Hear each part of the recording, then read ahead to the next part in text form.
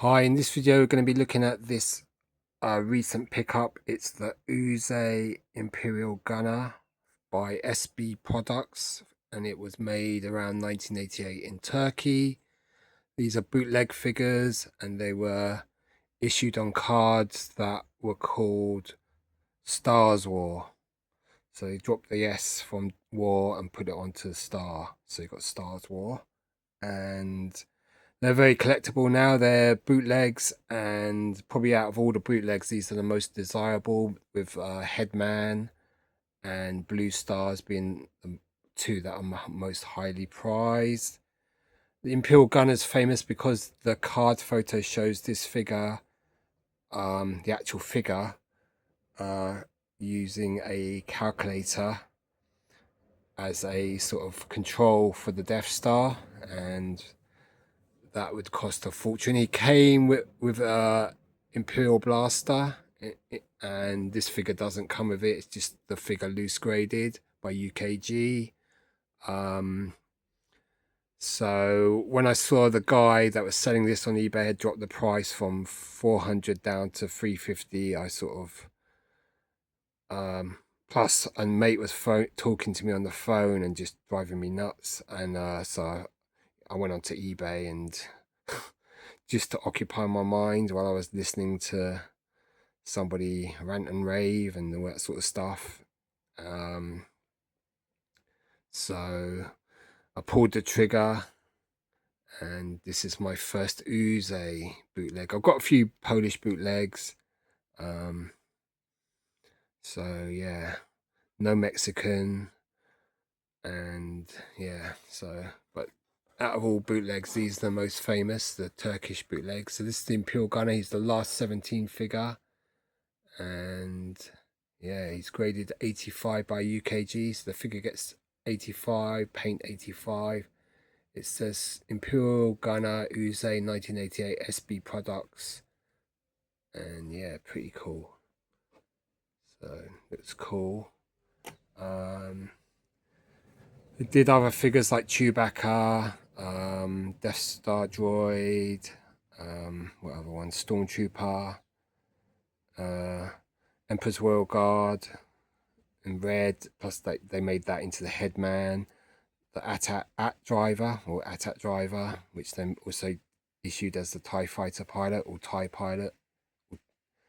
You know, so they changed the names of all the characters and stuff like that.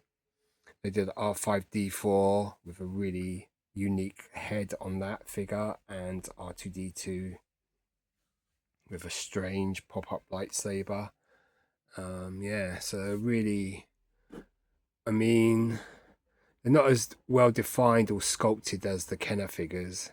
And if you look at the legs, you can see they're quite square, especially the feet. I can show that. But yeah, very nice. It's got no Imperial cogs on the shoulder, or was that on the helmet? No Imperial cogs anyhow. Bit of silver or grey there on the belt. That's more grey. So on the Kenner that would be silver. Paint looks quite stoppily applied and quite you know, it's got a bit of red there as well. The helmet, really cool designed figure. I mean, not very accurate to the Imperial Gunner, but very appealing to people that like these sort of, you know, it's a cool looking figure, the Imperial Gunner. Yeah, so very nice. So yeah, I mean, I'm gonna drop this video on the 11th of July, which is my 17th year on YouTube. So you'll be watching this, or this would have been uploaded or released on the 11th of July 2026. So that's 17 years. I started on in 2009. So this is my latest pickup. I've got this about 2 weeks ago now, and I've unboxed it but not really reviewed it. So I mean, these bootlegs are highly prized by collectors. There's a group on Facebook that's dedicated to Uzay, so if you really wanted to get into these, you could. But I mean, it's probably something once you've done all the Kenner figures, something you might be interested in, either the Uzays, the Polish 3rd gen or 2nd gen, or the Hungarian or Mexican bootlegs. So much out there. Yeah, so I'm glad I picked this up. Very nice.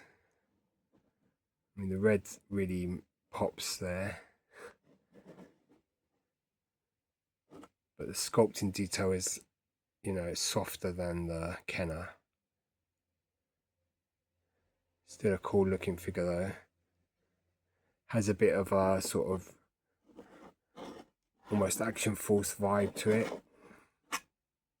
There's no marks on the legs, like manufacturing marks or country of origin. This is a totally unlicensed figure. And they've become very sort of popular with people that collect bootlegs. I mean, it's very difficult to find these carded. The blister's quite fragile on the card and tends to yellow, so probably finding them loose with weapons, even finding the weapons is really difficult, and the weapons go for a lot of money as well, so these are very expensive figures to acquire, but they do look very cool. I just wanted one example, just to say I've got an Uzay. Yeah, so very nice looking figure.